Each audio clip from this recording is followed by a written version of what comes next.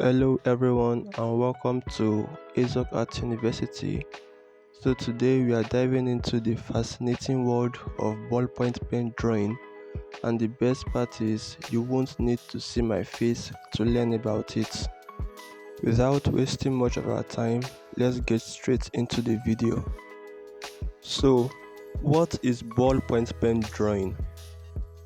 Ballpoint pen drawing, in simple terms, is a versatile and captivating art form that often goes underappreciated.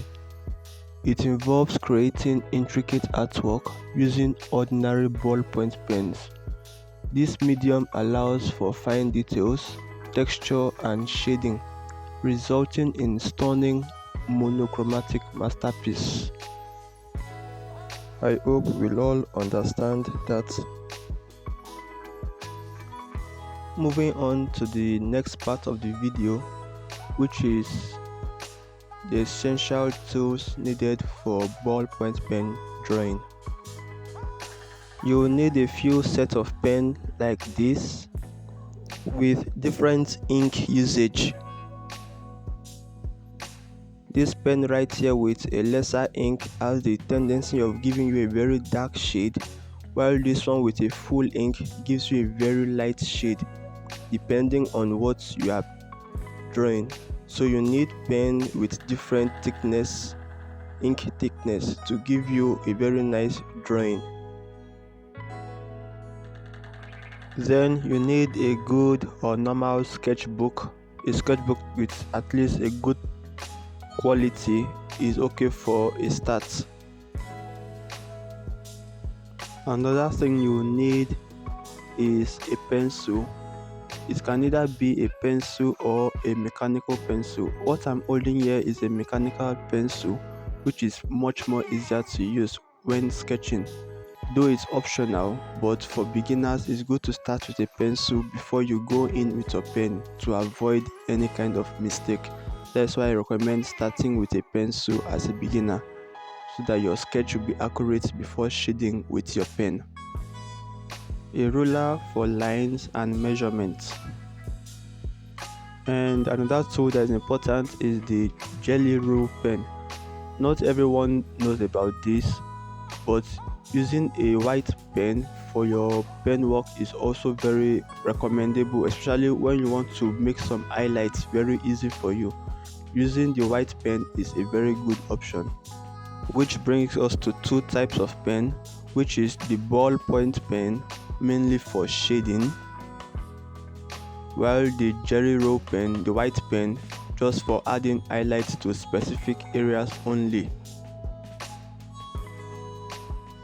The next is learning how to hold and control a ballpoint pen. Properly holding and controlling your pen is key to creating precise lines and textures. So what you need to do is to make your finger in this position and place your pen in between your thumb and your two fingers, making the second finger come on top and the first finger underneath to give this kind of position. This will make and give you a very flexible movement between your thumb and your fingers without having to hold the pen too tight, and to give you a very nice stroke when you learn how to hold it this way. Or you can choose to bring down your thumb or take it back up, whichever way is comfortable with you, and you are free to experiment with other styles. But the best way is to hold your pen this way. It increases your flexibility and pen stroke movements. At first it won't be easy, but with more practice you'll be able to get this hand movement. At least 5 minutes every day to practice this movement is a good way to grow. When practicing this movement, in the next couple of weeks, you will start to realize how free your hand is and how better your strokes are going to be. Just continue to practice this movement with your pen and improve on it every day. After learning how to hold your pen and control it, the next is to learn how to practice it with different shapes and patterns, just any basic shape, to practice how free your hand is after learning how to hold and control your pen. This will help to enhance your ability to sketch things easily after learning how to hold. And when you are sketching, you are free to experiment with other way of holding your pen, because not everyone has the same way of making art. So you are free to experiment with different shapes and different patterns.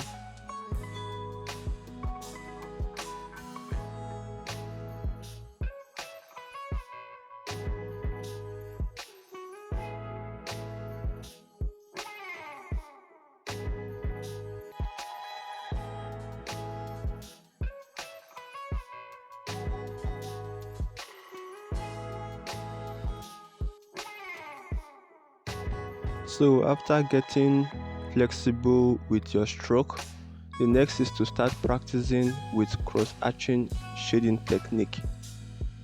Cross-hatching simply means making strokes from different direction when shading.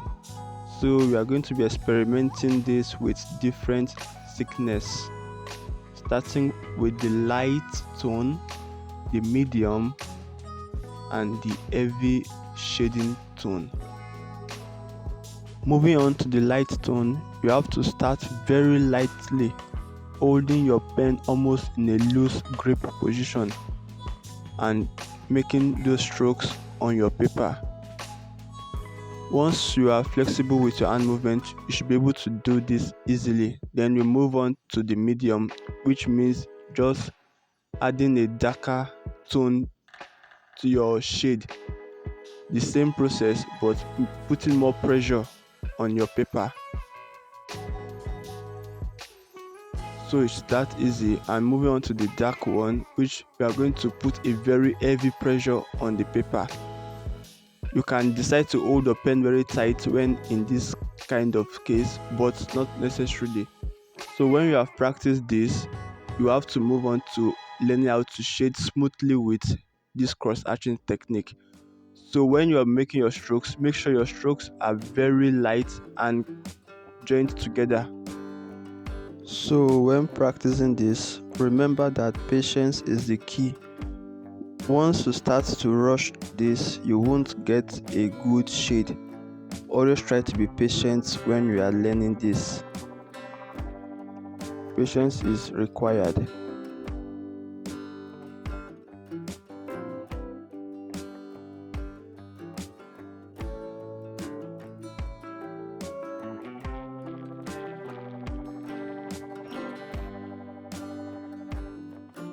Moving on to the second shade, which is the medium, which I said earlier is increasing the pressure you apply on your paper.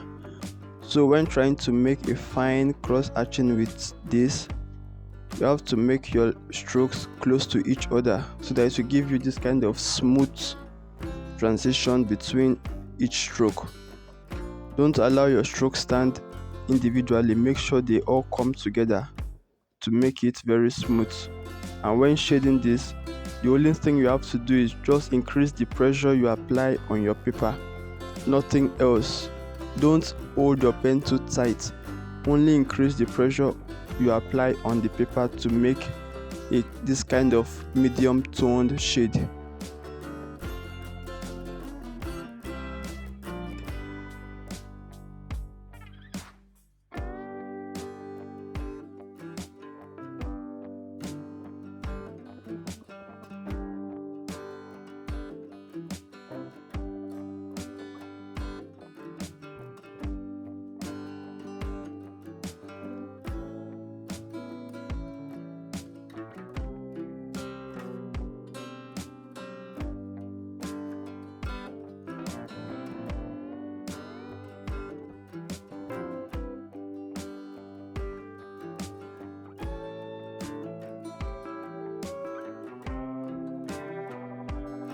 And moving to the next, which is the dark tone, In this case, the best is to start lightly.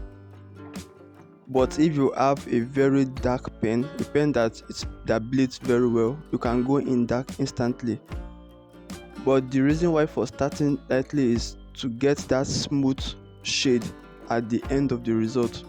Because when you start with a very dark stroke, there is high tendency that you won't be able to blend that shade very well. So starting lightly gives like a kind of foundation in which your dark stroke is going to lay upon. So you start lightly first with the first layer of cross hatching, then you go with another layer of cross hatching. The more layer you add, the more darker your shade is going to be, and it's going to be more smooth that way. That's why I say you have to be really patient when learning how to cross hatch.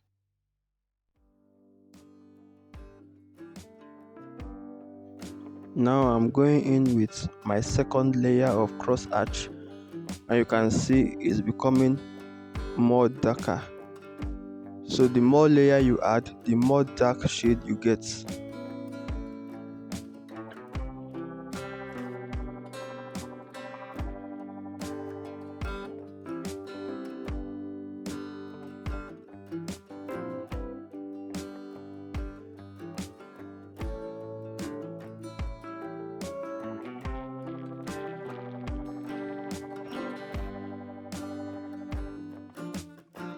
Right now I'm applying the third layer of cross hatching to my shade to make it a little bit more darker.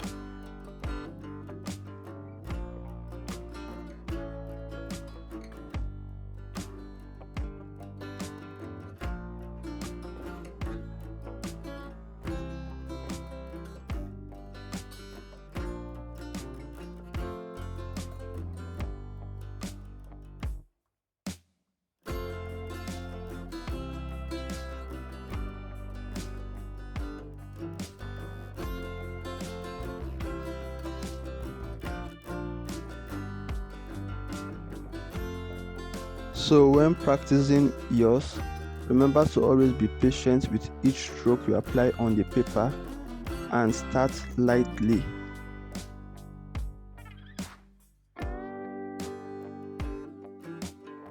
And this is an additional way to experiment with your stroke thickness, starting from the light to the heavy stroke.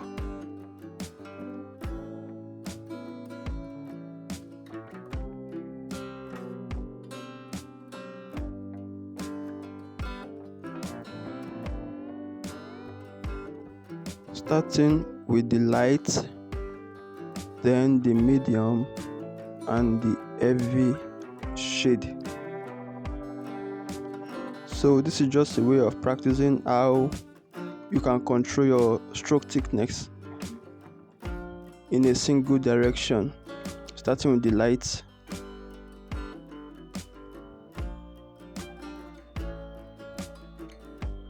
and the medium. Just increase your pressure,